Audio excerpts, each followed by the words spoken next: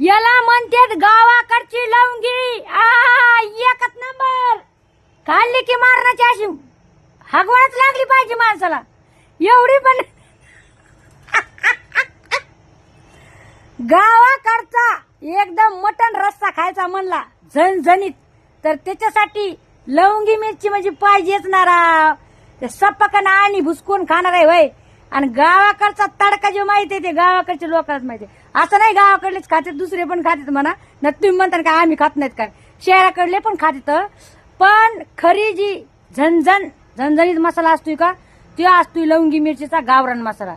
तर आता आज आणलेली आहे आपण मिरची. 5 किलो मिरची आणली आणि आता आपल्याला करायचा आहे मसाला.